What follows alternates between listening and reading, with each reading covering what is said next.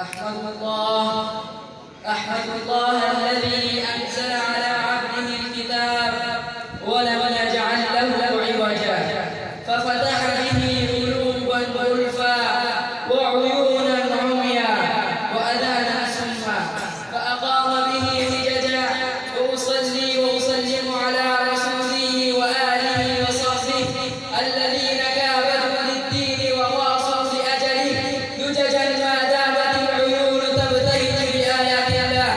والقلوب تشتكي بمعجز كتابه وتطمئن به ثلجا وبعد فأعوذ بالله من الشيطان الرجيم بسم الله الرحمن الرحيم يا أيها الناس قد جاءتكم موعظة من ربكم وشفاء لما في الصدور وهدى ورحمة للمؤمنين وقال النبي صلى الله عليه وسلم ثلاثة تحت العرش يوم القيامة القرآن يحاج العباد له ظهر وبطن والأمانة والرحم تنادي ألا من وصلني وصله الله ومن قطعني قطعه الله صاحب السعادة والفضيلة رئيس الحفلة الميمونة وإخواني المتحابين في الله السلام عليكم ورحمة الله وبركاته إنه لسعادة غامرة وشرف كبير ومنة عظيمة وفرصة سعيدة من الله بها علي حيث كنت فيها بين أيدي إخواني الطلاب فأريد أن أقص أمامهم كلمات عديدة حول الموضوع فضل القرآن الكريم أيها الإخوة المتحابون في الله القرآن ما القرآن وما يدركم القرآن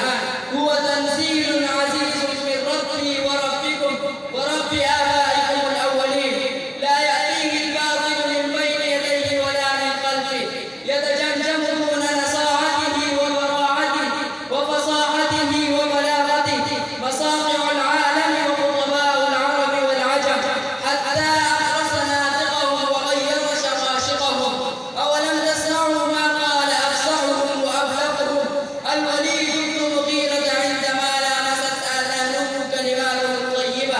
والله إن له لحلاوة وإن عليه لطلاوة وإن أصله لمفرق وأعلاه لمثمرة وما هو بقول بشر أيها الإخوة المكرمون إن القرآن كتاب محكمت آياته من لدن حكيم خبير يرفع به أقواما ويضع به آخرين يتكفف دون حكمه حكماء الشرق والغرب وهو حبل الله المتين وهو الذكر الحكيم وهو الصراط المستقيم وهو الذي لا تزيغ به الأهواء ولا تلتبس به الألسنة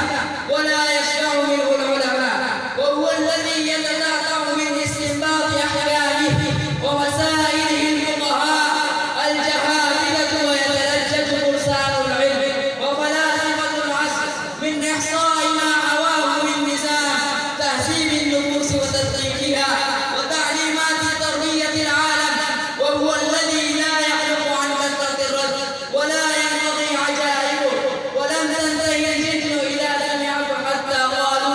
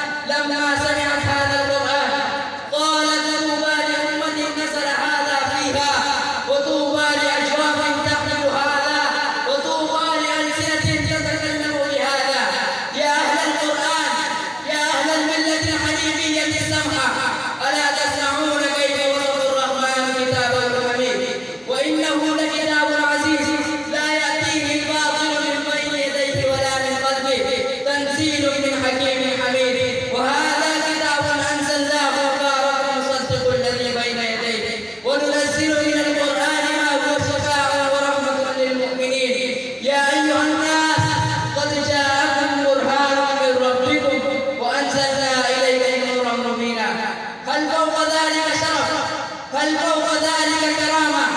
هل فوق ذلك مكانة؟ اللهم اجعل القرآن ربيع قلوبنا ونور أبصارنا وجلاء أحزاننا ونفاذ همومنا وغمومنا، واجعله سائقنا وقائدنا إلى جناتك جنات النعيم. اللهم أسبق علينا به النعم وادفع عنا به النقم، وأنزل علينا به الظلل وألبسنا به الحلل، فإنك على ما تشاء قدير، وأنت نعم المولى ونعم النصير. والسلام عليكم ورحمة الله وبركاته.